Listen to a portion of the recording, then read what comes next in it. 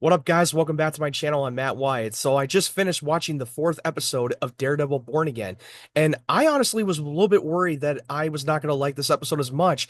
I was probably not going to cover it, but I did, and I watched it, and oh my God, this is the best episode of the season so far. This show is continuing to get better and better. Now, be warned.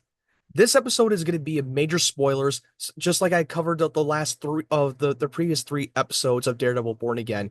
Every episode that I cover is going to be spoiler heavy review. So if you are not caught up on Daredevil Born Again, and especially in the fourth episode, like get off of it right now, catch up on Daredevil Born Again, and add this video to your favorites list and come back in and watch it later after you're done watching the fourth episode of Daredevil Born Again. So some of the best moments that and even the character guest with Frank Castle's return. I was not expecting him to show up this soon. I already brought this up in my theory and speculations that he was going to show up at least in the last two episodes to build up of between Matt Murdock and the Punisher teaming up. But no, they brought him in a lot sooner than I thought they would. And when they crossed paths together, this really brought me back to my favorite episode of Daredevil of season two of Daredevil on Netflix on the rooftop in season two with Frank Castle and Matt Murdock, explaining about having Matt Murdock doing everything by the book while Punisher is a like judge, jury, and executioner. He puts the criminals down. Matt does not. That was a part of this conversation. Now, I mean, it's not going to be like near as perfect as what I saw in season two, but it was close. The dialogue of how they brought it up, it was so great and compelling. I felt like that Frank Castle never left. It was one of his best acting I've seen, and especially Matt Murdock with as for Charlie Cox. This is probably the best performance I've seen him do in anything. The way he was breaking down and crying about mentioning Foggy and feeling responsible for Foggy's death and not being able to get the job done. And the reason why he goes to Frank's Castle's hideout, and he knew exactly where he was living. He kept the tabs on him. He pays attention to what Frank Castle is doing, and looks like that Frank Castle was not responsible for the murder of Hector, who was AKA White Tiger, which we all knew that that was not going to be Frank Castle. That would be too good to be true, and it wouldn't make any sense for Frank Castle. And it looked like he is retired, which I was right about that. He retired. And and he calls him Matt out on his bullshit that you didn't come here just to visit. You came here, you want to ask my permission for you to put on that mask again. And he's wondering because Matt Murdock was all about doing everything by the book without being the vigilante as Daredevil, the devil of Hell's Kitchen. He wanted to do everything to honor Foggy because Foggy always wanted him to give up to being the vigilante and do everything by the book and everything by the system because he believes that the system works. But as time has gone on, the more he stops being the vigilante, the worse it gets because it's not working. Him doing everything by the book is not working out. And guess what? That's what got Hector killed. Even though you won your case, Hector was already a dead man walking.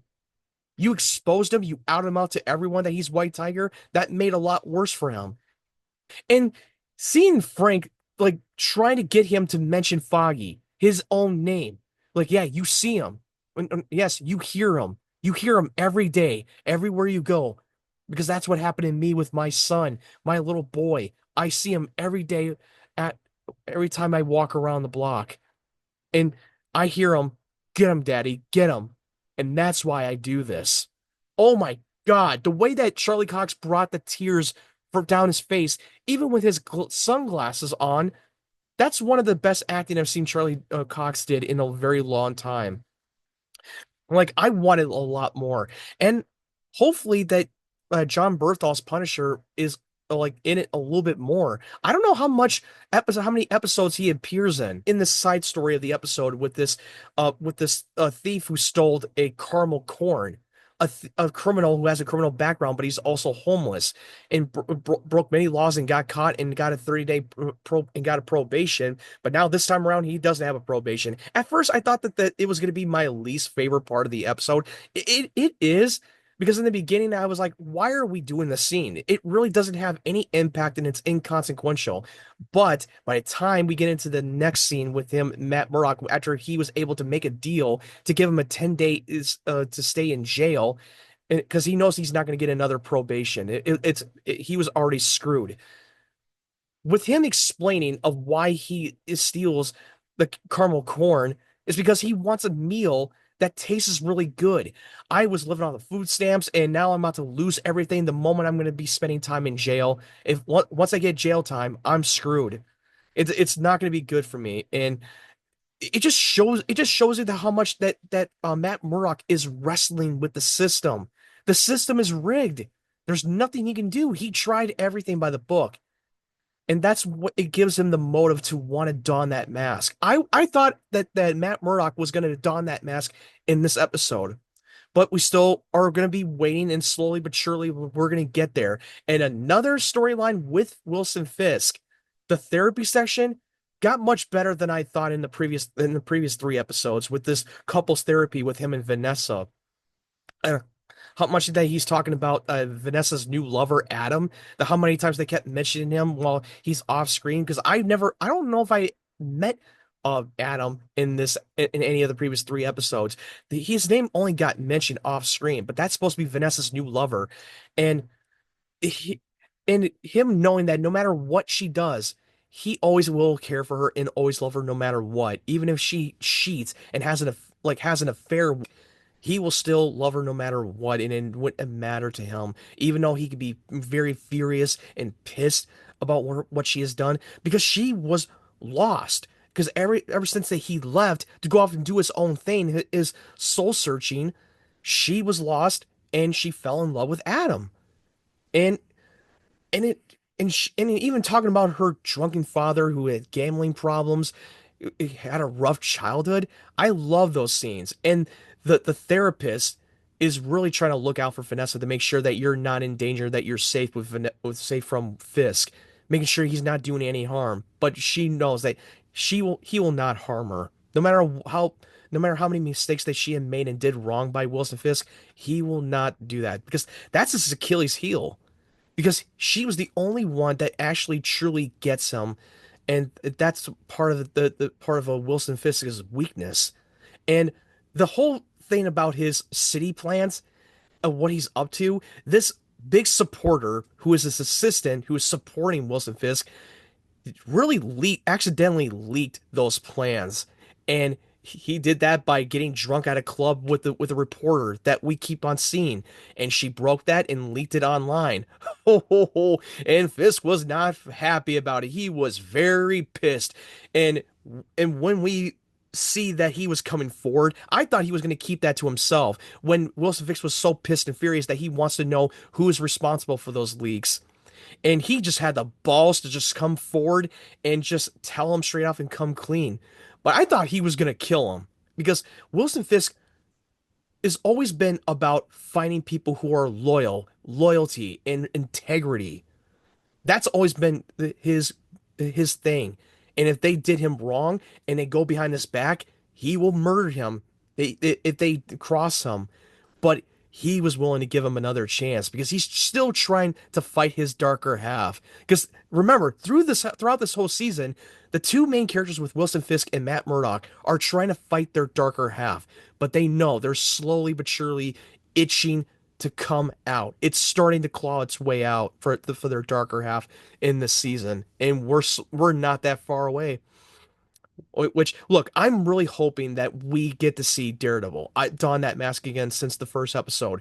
I know people are very impatient, but I think that what this episode did with Frank Castle's appearance really brought the icing on the cake. Because without the Frank Castle scene, I don't think the episode would have been as good as episode three, to be honest with you. It still would have been a good episode, but I still don't think it would have been a peak episode. And another scene that I really enjoyed was seeing Hector's niece, Angela, who comes into the morgue to try to see his body. And she's grieving, she's hurt, and she blames Matt for exposing him and getting him killed by one of the cops who are posers, who are the anti-vigilantes. And I have a feeling that she's going to take the amulet and try to take on the mantle of White Tiger because I've looked up online and I do remember seeing the White Tiger in Ultimate Spider-Man animated series. I mean, I know that I've said before that I don't really know much about White Tiger. I know that she's the White Tiger's a Marvel character, but I didn't really know much about the lore or the mythology. But it seems to me that they're definitely foreshadowing her to becoming the next White Tiger. It's either her or maybe Hector's sister. Maybe, but no, it's most likely going to be his niece. It wouldn't surprise me because I feel like that's what they're leaning towards to.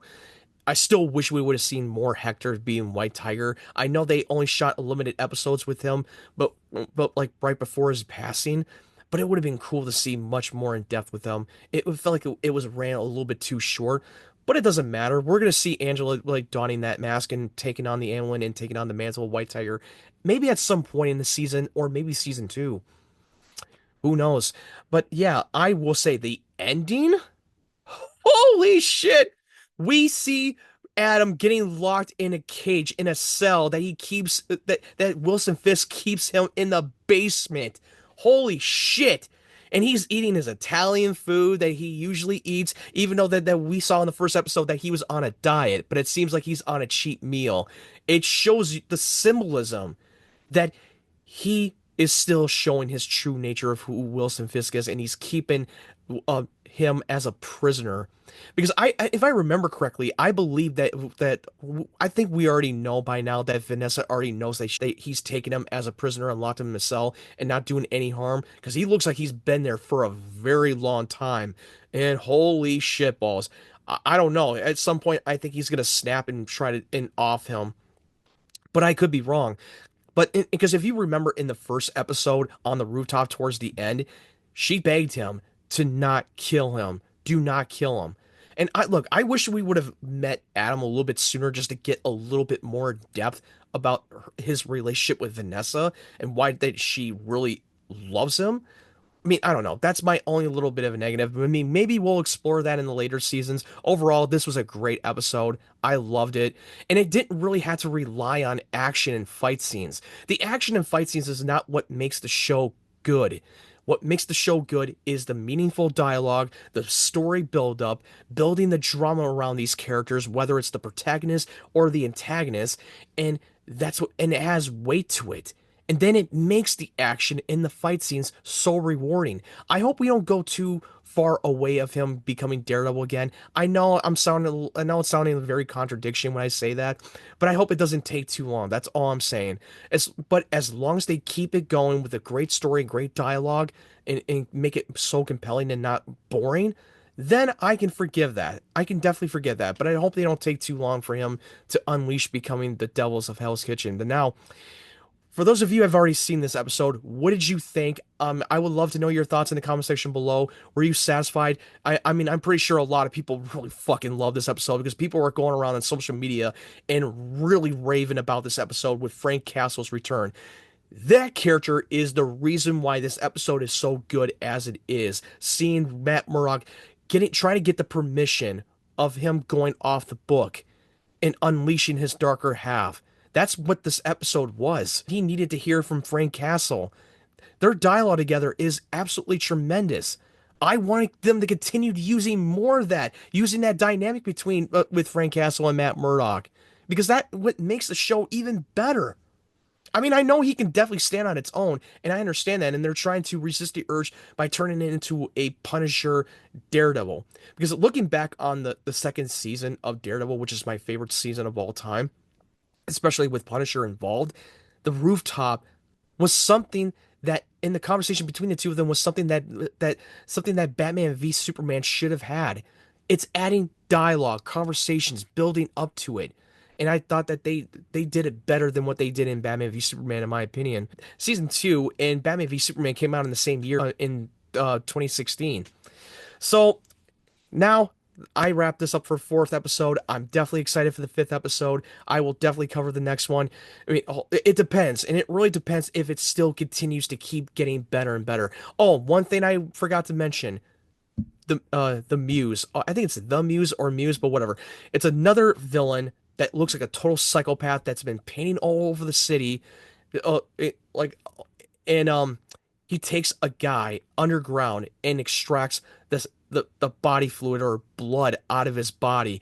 What the hell is he doing? Oh my God, that is coming straight out of a horror. Yeah, this definitely is going to play a bigger part in episode 5, and I'm really excited to get into that. Oh God, I mean, look, it's as long as it keeps continuing to get better and better, and it has a strong end for Daredevil, because in the past, Disney Plus has a habit of not having a strong finale. They always have a strong start, but it doesn't finish strong, and that was always been their biggest weaknesses.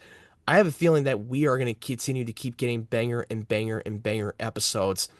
So that's my thoughts on the fourth episode of Daredevil Born Again. Let me know what you thought in the comment section below. And if you're new to the channel, make sure you hit that subscribe button. My goal is to reach 500 subscribers. Go and watch my review of Mickey 17. I put up that recently. And I do Small Talk every Tuesday, the podcast. It's a Smallville rewatch podcast. We just wrapped up doing the watch party of the first episode of the final season. And we're planning on doing continuing that Batman mini where we're going to watch the first 2 episodes of Batman Beyond leading up to the movie called Return of the Joker. I'm excited to get into that. I can't wait. So thank you guys for watching. I hope you guys have a great day, great evening, wherever you're from, and stay tuned for more of my content.